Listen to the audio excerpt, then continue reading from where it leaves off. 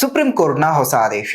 Supreme court ಖಾಸಗಿ ವಾಹನಗಳಲ್ಲಿ LED ದೀಪಗಳು, ಕೆಂಪು ನೀಲಿ ಬೀಕನ್ ದೀಪಗಳು ಮತ್ತು ತುರ್ತು ವಾಹನಗಳ ಶಬ್ದಗಳನ್ನು ಬಳಸುವುದನ್ನು ನಿಷೇಧಿಸಿದೆ. ಕೋರ್ಟ್ ಹೇಳಿದಂತೆ ಇಂತಹ ದೀಪಗಳು ಮತ್ತು ಶಬ್ದಗಳು ರಸ್ತೆಯ ಸುರಕ್ಷತೆಗೆ ಅಪಾಯನ ಉಂಟು ಮಾಡುತ್ತವೆ ಮತ್ತು ಇತರ ಚಾಲಕರಿಗೆ ಕಿರಿಕಿರಿಯನ್ನ ಉಂಟು ಮಾಡುತ್ತವೆ. ತೀವ್ರ ಬೆಳಕಿನ ಎಲ್ಇಡಿ ದೀಪಗಳು ಎದುರಿನ ವಾಹನ ಚಾಲಕರಿಗೆ ಕಣ್ಣುಗಳಿಗೆ ಕಿರುಕುಳ ಕೊಡುತ್ತವೆ.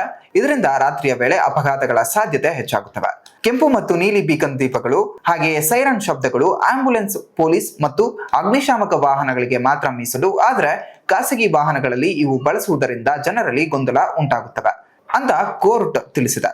ಸುಪ್ರೀಂ ಕೋರ್ಟ್ ರಾಜ್ಯ ಸರ್ಕಾರಗಳಿಗೆ ಸೂಚನೆಯನ್ನ ನೀಡಿದ್ದು, ರಾಜ್ಯ ಸರ್ಕಾರಗಳು ಈ ಕಾನೂನು ಉಲ್ಲಂಘಿಸುವವರ ವಿರುದ್ಧ ಕಠಿಣ ಕ್ರಮ ಕೈಗೊಳ್ಳಬೇಕು ಮತ್ತು ದಂಡ ವಿಧಿಸಬೇಕು ಎಂದು ಸುಪ್ರೀಂ ಕೋರ್ಟ್ ಆದೇಶಿಸಿದೆ.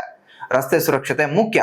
ಕೋರ್ಟ್ ಹೇಳಿರುವಂತೆ ಇಂತಹ ಕ್ರಮಗಳು ಅಪಘಾತಗಳನ್ನ ತಡೆಗಟ್ಟಲು ಮತ್ತು ಸಂಚಾರ ಶಿಸ್ತನ್ನ ಕಾಪಾಡಲು ಸಹಾಯ ಮಾಡುತ್ತವೆ. ಜನರಲ್ಲಿ ಈ ಬಗ್ಗೆ ಜಾಗೃತಿ ಮೂಡಿಸುವುದು ಅತ್ಯಂತ ಅಗತ್ಯ ಎಂದು ಕೋರ್ಟ್ ಒತ್ತಾಯಿಸಿದೆ.